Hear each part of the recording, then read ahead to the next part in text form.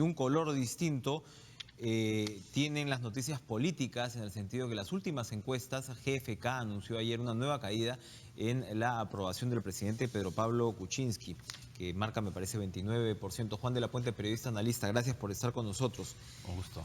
¿Qué está haciendo mal el gobierno para que esté envuelto en esta suerte de vorágine, o es de alguna forma este huaico de descrédito que arrasa a la clase política lo que tiene al gobierno metido en esta situación? ¿O hay errores particulares, identificables, que deberían ser atendidos?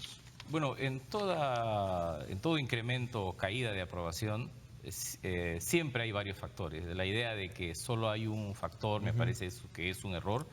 Esto es una crisis grande que ha llegado para quedarse, afecta a todos, porque la encuesta también lo revela ayer y otras encuestas también, pero evidentemente golpea más a quien está ejerciendo el poder. En este caso es el presidente Kuczynski, porque además en el sentimiento, en la percepción ciudadana, a pesar de que los casos son ventilados o con la Fiscalía o el Poder Judicial, le reclaman al Ejecutivo cierto liderazgo, es decir, determinadas medidas. Y a esto se suma el hecho también que determinada información dicen que en el futuro podría estar comprometido el propio presidente Kuczynski. De modo que yo diría que este cóctel de una crisis grande, profunda, que afecta al sistema, más la demanda de liderazgo del gobierno y del presidente, son en general, digamos, parte de lo que configura esta caída, porque también es cierto que tenemos un asunto vinculado a seguridad ciudadana y otros temas más. Ahora, pero esta elusiva, digamos, característica o cualidad de liderazgo, ¿no?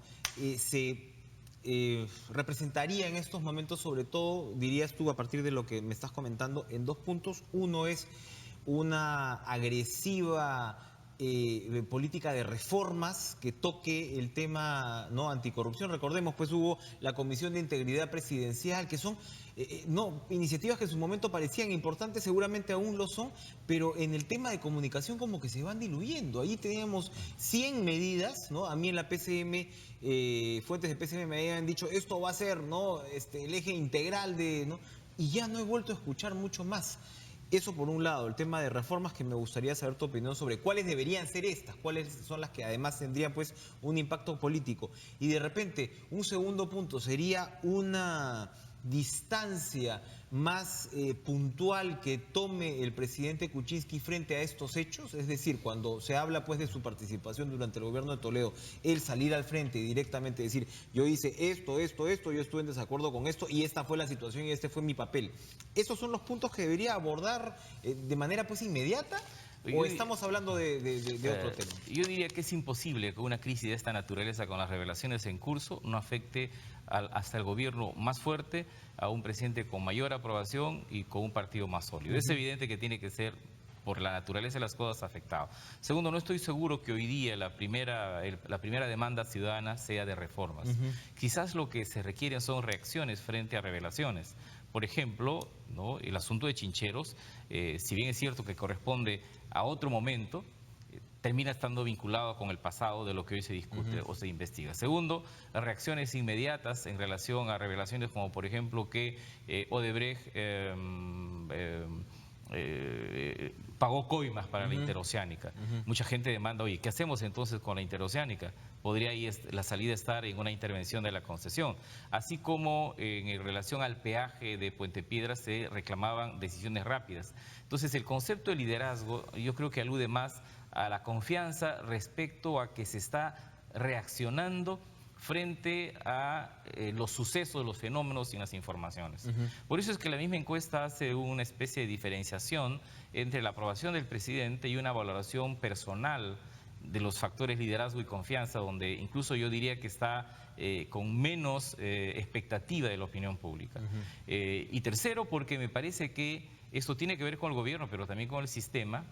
Lo que está produciéndose es abajo una sensación de que todos son iguales y que necesitamos soluciones radicales.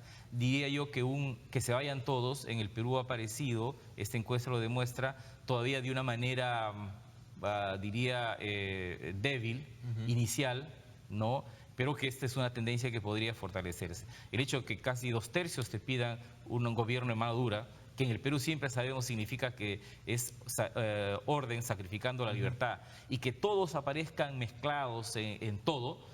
Evidentemente, y yo creo que ya es la conclusión de un juicio ciudadano que me parece que se ha independizado del juicio mediático. Eso me parece interesante, porque el juicio mediático mantiene cierta diferencia de las personas, de los procesos, de las investigaciones. El juicio ciudadano independiente me parece que ha puesto a todo y a todos en una bolsa, y ese me parece que es un derrotero muy riesgoso para el sistema. ¿Qué pesca en este río revuelto el fujimorismo? A mí me parece que hay una suerte de doble juego, ¿no? De un lado hemos tenido a los principales representantes del fujimorismo aquí, todos coinciden en algo, en decir, es una frase algo así como: nosotros estamos obligados a ser los garantes de este gobierno, ¿no?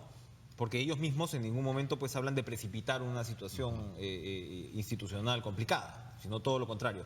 Pero a esa premisa le siguen, ¿no? Este gobierno, en fin, con poco liderazgo, qué sé yo, y te van abriendo terreno, por ejemplo, en el caso de Chinchero y una interpelación a Vizcarra, que ya sabíamos, o sea, el ministro Saavedra cayó en circunstancias en las cuales, bueno, todos los que más o menos seguimos la situación, sabíamos que esto no iba a ser flor de un día, no iba a ser una cabeza única. Y el caso de Vizcarra, si es que vas jalando la pita, ahí estarías detrás realmente. El caso de Saavedra puede ser un hombre valioso, un ministro valioso, pero que venía de un gobierno anterior.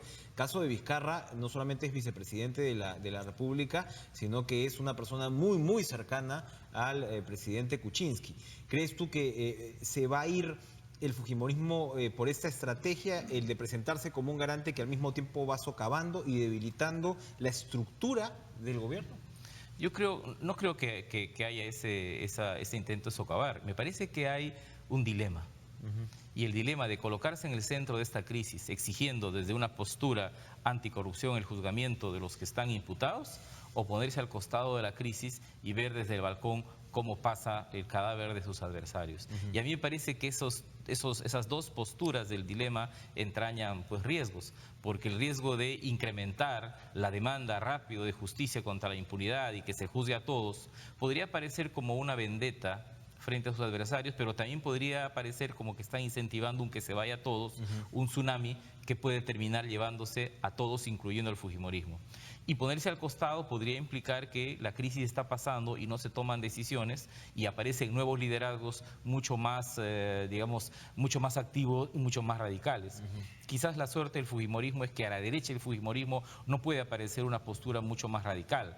Ahí hay entonces cierta comodidad. Pero a mí me parece que el dilema tiene que ver cómo se modula la relación con el gobierno y con la sociedad. Y en este cóctel, ¿qué papel actúan los sectores ultraconservadores que son muy activos, digamos, en redes sociales y que pareciera, si lo quieres ver desde esa perspectiva, que la política se moviera en ese terreno y que, por supuesto, bueno, esa es otra excusa para también atacar al gobierno en funciones? Sí, yo creo que son los sectores que jalan al fujimorismo a ponerse en el centro de la crisis. Ahora, lo bueno en general, ya para el fujimorismo, pero también para todos, para las instituciones, es que se está demostrando que, aunque sea en términos relativos, el sistema está funcionando, porque hay causas abiertas, hay cuadernillos, hay detenidos, hay imputados, hay actividad, hay delaciones, hay proyectos de colaboración eficaz, y hay un intenso debate sobre asuntos penales y procesales penales, ¿no? Entonces sí, mientras tanto está funcionando el sistema, pero yo creo que nos estamos dirigiendo a un momento clave, y el momento clave es que si es que bajara más la aprobación del presidente y creciera más esta idea que se vayan todos, yo creo que las fuerzas políticas, incluyendo el fujimorismo, pero no solo el fujimorismo, los medios de comunicación también, tendrán que tomar una postura en relación a la defensa del sistema. Y no se me ocurre, la defensa del sistema democrático, ¿no? Del estado de cosas, y no se me ocurre que esa defensa no pase por una especie de cerrar esta brecha que hoy día nos envuelve, ¿no? Es una brecha donde la élite está muy politizada en relación a estos casos de corrupción y hay una despolitización de la opinión pública. Entonces, esto solo se puede resolver con una especie de entendimiento nacional, no un pacto arriba, ¿no? Sino como una apertura de puertas a recoger demandas, perspectivas. Ahí entra el asunto de la reforma.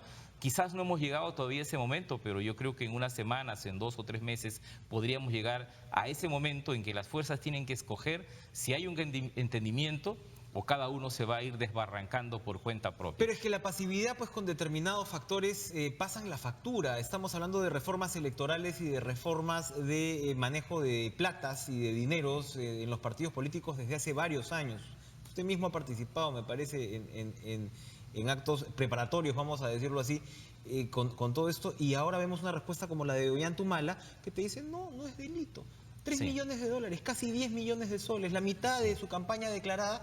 Y aquí, según la defensa del señor, no pasaría nada. Entonces, esto es una responsabilidad que le compete a la clase política. Absolutamente. Estamos desde hace años hablando hace 5 o 6 años estamos metidos en estos actos preparatorios de la reforma electoral y en realidad el grueso de los partidos no han querido la reforma y dieron a luz esta terrible y tenebrosa norma que es la ley 3044, que es una norma pues que nos causó dificultades en las elecciones del año pasado.